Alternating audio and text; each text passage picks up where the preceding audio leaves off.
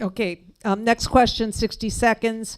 What is your position regarding attorney-client privilege within the context of the city attorney's office and other city departments? David, you're first. Well, I think the issue here is the ability for the city attorney to just keep his mouth shut on difficult questions and claim attorney-client privilege. And maybe the rules as they currently exist, as laid down by the state bar, make that a requirement. As we just were talking about, as Michael picked up on earlier, perhaps the time has come for alternate forms of representation and accountability. I despise secrecy in government, I've said that before, and if this is being used as a tool for secrecy, then there are ways to challenge that. As attorneys, as a prosecutor, I have attacked claims of attorney-client privilege and have overcome them to get attorneys to fess up and talk to us, because not everything that is said is privilege. You need to look at who's there, how many people are there. Is this claim a valid claim?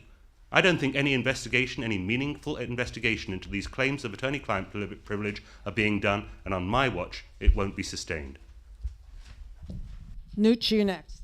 The real question here, and when you look at what you're going to discuss in public in terms of a lawsuit, is the liability that the city faces in terms of protecting your pocketbook versus the citizen's right to know. Now, if I told you, listen, if I make this public and it's going to cost each of you $36 million in a settlement or in a lawsuit, well, you'd say, keep your mouth shut and don't say anything. Okay, because it's common sense. So you have to, it's almost on a case by case basis where you have to balance what you're facing in terms of legal liability versus the right to know. But bottom line is that you got to err on the side of right to know when you know that it's not going to be something that's going to hurt the citizens. At the end of the day, the city charter defines the power that the city attorney has and the relationship that it has with the citizens and with the city council in terms of legal liabilities. And that's going to generate basically by the state bar rules. So I got to live by those too, because I don't want to be thrown out of office for not doing my job. I want to be open. I want to have total integrity in this position. But I also don't want to cost you guys millions because I opened my mouth and went to the press too soon or shared something that might hurt the city. Michael? Well, I think that in order for any group of citizens to be able to have faith and confidence in their government, there needs to be transparency in government. Otherwise, democracy has failed.